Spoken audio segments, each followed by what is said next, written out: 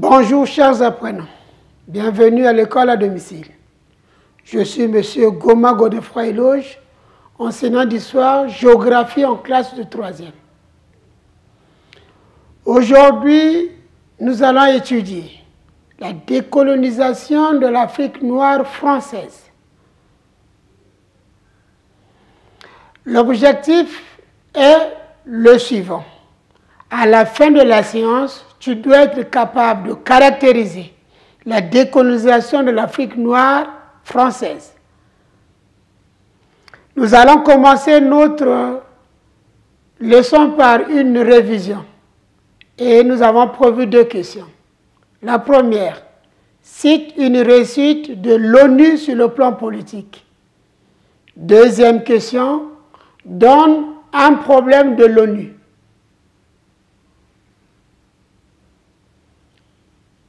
Si tu as trouvé, bravo. Si tu n'as pas trouvé, les réponses sont les suivantes. La première, une réussite de l'ONU sur le plan politique. L'ONU a aidé plusieurs pays à accéder à l'indépendance. L'Algérie en 1962, l'Angola et le Mozambique en 1975. La deuxième réponse, un problème de l'ONU. L'ONU n'arrive pas à éradiquer les guerres et les maladies dans le monde. Nous avons en face de nous un texte support. La décolonisation de l'Afrique noire française s'est faite en 5 étapes. La conférence de Brazzaville en 1944, l'Union française 1946-1956, la loi 4, 1956-1958, la communauté franco-africaine, 1958-1960 et les indépendances 1960. La conférence de Brazzaville a retenu les recommandations ci-après.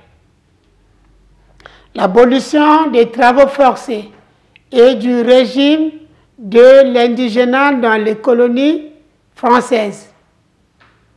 Le droit de vote et le droit d'exercer les fonctions politiques. Les réformes introduites par l'Union française sont la création des assemblées territoriales, la liberté de créer des partis politiques et les associations à caractère politique ou apolitique et l'octroi de la citoyenneté française à tous. La loi 4, encore appelée loi Gaston Defferre. Cette loi visait l'africanisation des cadres politiques et la création des assemblées territoriales élues au suffrage universel. En juillet 1958, la France adopte une nouvelle constitution prévoyant la formation de la communauté. Par référendum du 28 septembre 1958, les Africains votent oui à la Constitution. Seule la Guinée-Conakry de Sékou Touré vota non et obtient l'indépendance immédiate. À partir de 1960, plusieurs territoires d'Afrique noire française obtiennent les indépendances successivement. Tu as lu le texte et réponds aux questions ci-dessous. Première question. Énumère 2 étapes de la décolonisation de l'Afrique noire française. Deuxième question. Donne la date de la tenue de la conférence de Brazzaville. Troisième question. Cite 2 réformes de l'Union française. Quatrième question. Donne un objectif visé par la loi cadre. Cinquième question.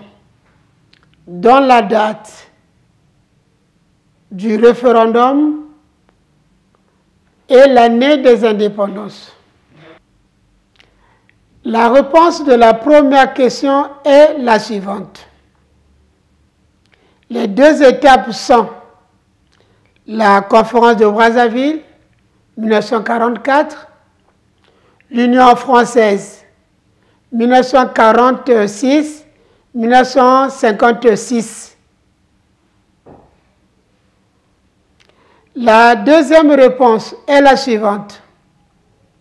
La conférence de Brazzaville s'est tenue du 30 janvier au 8 février 1944.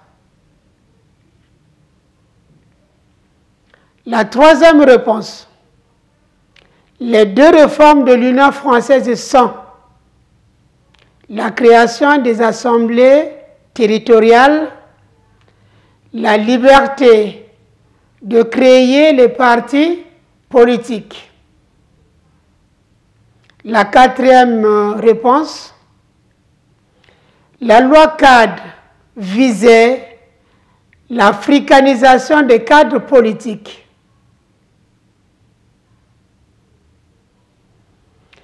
La cinquième réponse, qui est aussi la dernière, la date du référendum est le 28 septembre 1958 et les indépendances en 1960.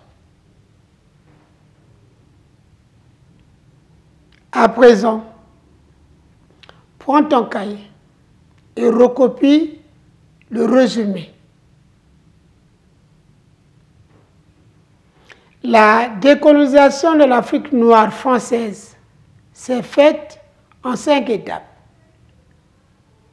La conférence de Brazzaville, 1944, l'Union française, 1946-1956, la loi cadre, 1956-1958, la communauté franco-africaine, 1958-1960, et les indépendances, 1960. La conférence de Brazzaville, 1944. La conférence de Brazzaville s'est tenue du 30 janvier au 8 février 1944. Et les recommandations retenues sont l'abolition des travaux forcés et du régime de l'indigénat, le droit de vote, le droit d'exercer les fonctions politiques. L'Union française, 1946-1956. Les réformes introduites par l'Union française sont la création des assemblées territoriales, la liberté de créer les partis politiques et les associations à caractère politique ou apolitique et l'octroi de la citoyenneté française à tous. La loi cadre 1956-1958. La loi cadre, encore appelée la loi Gaston Defferre. Cette loi visait l'africanisation des cadres politiques et la création des assemblées territoriales élues au suffrage universel. La communauté franco-africaine et l'autonomie des territoires, 1958-1960. En juillet 1958, la France adopte une nouvelle constitution prévoyant la formation de la communauté. Par référendum du 28 septembre 1958, les Africains votent oui